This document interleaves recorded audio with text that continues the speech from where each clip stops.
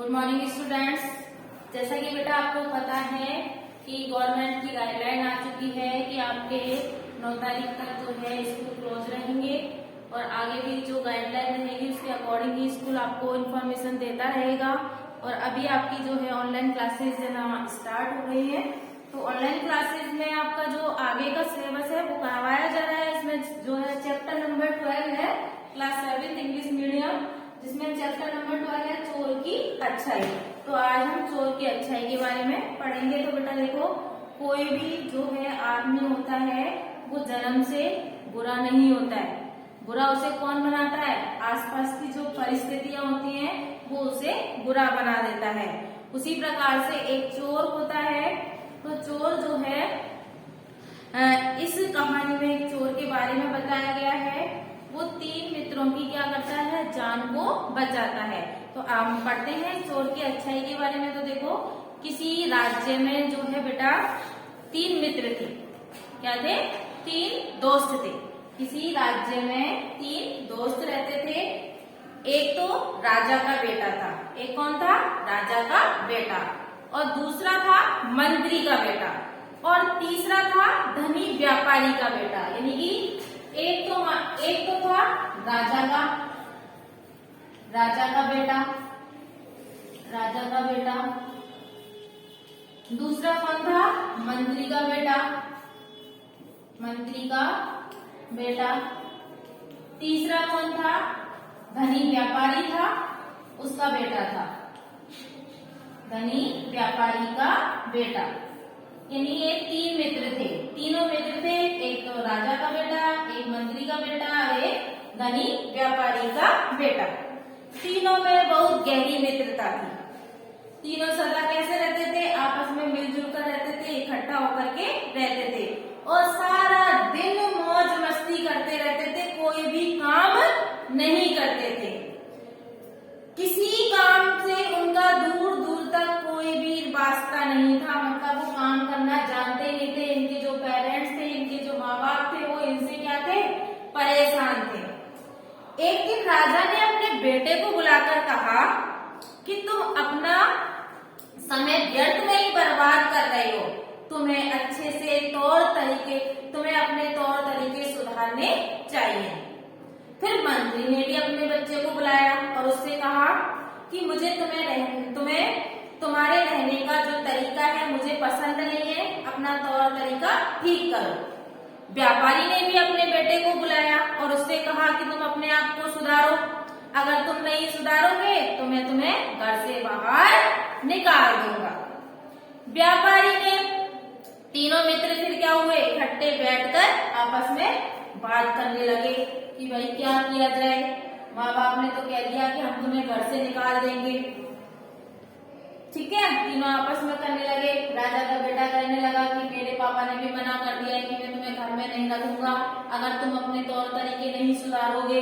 मंत्री का बेटा बोला कि मंत्री का बेटा बोला कि मेरे पिताजी ने भी कह दिया है कि मैं तुम्हें घर में नहीं रखूंगा। व्यापारी का बेटा भी बोला कि मेरे पिताजी ने भी कह दिया है कि मैं तुम्हें घर में नहीं रखूंगा। फिर तीनों सोचने लगे, यह तो बहुत बुरी बात है। राजकुमार बोला, हम अपने पिता के ऐसे शब्द नहीं सुन सकते। चलो कहीं और चलते हैं। लेकिन हम जाएंगे कहाँ? आपस में बात करने लगे तीनों के तीनों कि हम जाएंगे कहाँ पर। मंत्री के पुत्र ने पूछा, हमारे पास तो पैसे भी नहीं है कहीं और जाने के लिए। फिर हमें अपने पिताजियों से क्या मांगने पड़ेंगे? पैसे मांगने पड़ेंगे। हमें स्वयं धन पैदा करने का कोई तरीका खोजना चाहिए। तब व्यापारी का बेटा बोला कि हमें जो है स्वयं पैसे कमाने का कोई तरीका खोजना चाहिए। फिर वो बोला कि यहाँ से कुछ दूर एक पहाड़ है और पहाड़ की चोटी पर जो है कीमती पत्थर और नगीने पाए जाते हैं। चलो फिर चले, पहाड़ पर चढ़े। राजकुमार ने कहा कि चलो तीनों चलते, पहाड़ पर चढ़ते हैं। अगर हमें कुछ कीमती पत्थर और नगीने मिल गए तब तो हम अपने पिता की सहायता के बिना ही रह सकेंगे। तीनों मित्र जो है बेटा तीनों अपनी यात्रा पर क्या हुए, रवाना हो गए। उन्होंने एक बड़ी नदी को क्या किया, पार किया और फिर एक घने जंगल में से होकर के गुजरे। अंत में वे पहाड़ तक पहुंच ही गए और उसकी चोटी पर क्या हो गए, चढ़ गए। उनका भाग्य अच्छा था, प्रत्येक को क्या मिला, एक एक बहुमूल्य रत्न मिला, बहुत बेशकीमती रत्न मिले। अब हम घर जा सकते हैं, उन्होंने कहा, तीनों ने कहा कि भाई अब हमको क्या मिल गया है, उन तीनों ने कहा कि अब हमको क्या मिल गए, रत्न मिल गए, अब हम घर जा सकते हैं और अपने पिताजियों की बिना सहायता के हम रह सकते हैं। जो ही वे पहाड़ से नीचे उतरे बेटा, उन्हें आगे की कठिन यात्रा का विचार आया कि आगे तो बहुत कठिन यात्रा है, हम इन बहुमूल्य रत्नों को लेकर के जाएंगे कैसे। एक बार फिर उन्हें उस घने जंगल में से गुजरना पड़ेगा, जहां दिन में भी रात जैसा अंधेरा रहता है।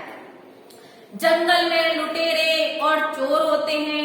मंत्री के पुत्र ने कहा कि जंगल में तो लुटेरे भी होते हैं, चोर भी होते हैं। व्यापारी का पुत्र बोला, वे हमें मार करके क्या करेंगे, रत्नों को छीन लेंगे। यह तो सच है। राजकुमार भी सहमत हो गया। अब हमें कोई ऐसा रास्ता निकालना पड़ेगा। तीनों ने सोचा कि अब हमें कोई ऐसा रास्ता निकालना पड़ेगा जिससे ये रत्न घर तक सुरक्षित पहुंच जाए। तब मंत्री के पुत्र ने सलाह दी, क्या दी, कि पहले अपने अपने रत्न को क्या कर लेते हैं, हम निगल जाते हैं, पेट में खा जाते हैं उनको, वे हमारे पेट में क्या रहेंगे, सुरक्षित रहेंगे। तो तीनों बोले कि यह विचार तो बहुत अच्छा है। राजकुमार सहमत हो तो बोला कि भाई बहुत अच्छा विचार है, किसी को पता भी नहीं चलेगा वे कहाँ रखे हुए। जब वे जंगल के नजदीक पहुंचे, जंगल के पास में पहुंचे, तो खाना खाने के लिए रुके। अब वो तीनों चल दिए और रत्नों को क्या हुआ, निकल गए और रास्ते में चले तो वो खाना खाने के लिए रुके। हर एक ने अपना अपना रत्न खाना खाते समय क्या कर लिया, निगल लिया। दुर्भाग्य से एक चोर भी तीनों मित्रों का पीछा कर रहा था। रास्ते में एक चोर उनका क्या कर रहा था, पीछा कर रहा था। उसने उन तीनों की बातें क्या कर ली, सुन ली और उन्हें रत्न निगलते हुए भी देख लिया। चोर प्रसन्न हुआ, यह देख करके चोर प्रसन्न हुआ। उसने उन तीनों मित्रों को मार करके रत्न हथिया लेने की योजना बना ली कि इन तीनों मित्रों को क्या करूंगा, मार दूंगा और इनसे रत्नों को हथिया लूंगा। जब तीनों मित्र जंगल में घुसने लगे तो चोर उनके पास जाकर के बोला, क्या बोला, कि भले मालिकों, आगे घना जंगल है, मुझे अकेले जाने में डर लगता है, क्या मैं भी तुम्हारे साथ चल सकता हूँ। तीनों मित्र बोले, उनके साथ यात्रा कर सकता है। तीनों मित्र बोले कि वह उनके साथ यात्रा कर सकता है, अपने दल में एक और आदमी आ जाएगा तो उन्हें क्या होगी, प्रसन्नता होगी और आगे डर भी नहीं लगेगा। अब क्या हुआ, जंगल के आधे रास्ते में एक क्या था, गांव था और उस गांव के मुखिया के पास में क्या था बेटा, एक तोता था। क्या था उनका, गांव के मुखिया के पास में एक तोता था। क्या था, तोता। उसे अपना तोता जो है उसे अपना तोता बड़ा प्यारा था।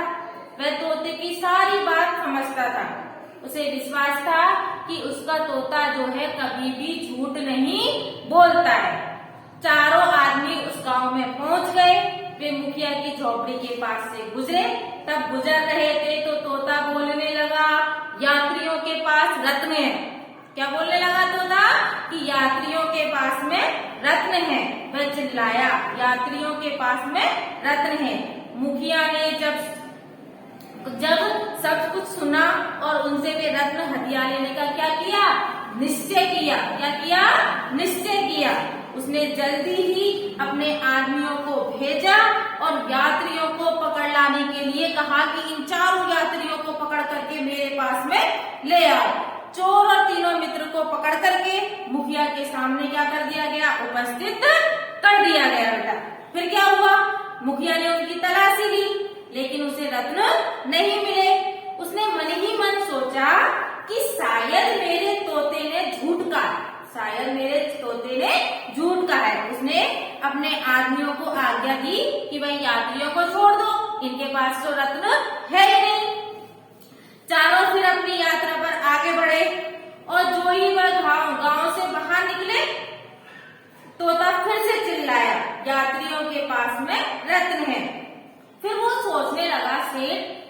मेरा तोता तो कभी झूठ नहीं बोलता है। सो क्या सोचने लगा सेठ कि मेरा तोता तो कभी झूठ नहीं बोलता है। वो क्या सोचने लगा, यात्रियों के पास रत्न अवश्य होंगे। उसने अपने आदमियों से उन्हें पकड़ लाने के लिए कहा कि वापिस उनको पकड़ करके यहाँ पर ले आओ। तो बेटा ये कहानी अभी यहीं कंप्लीट करती हूँ। इसे आगे की कहानी जो है मैं कल की वीडियो में कराऊंगी बेटा।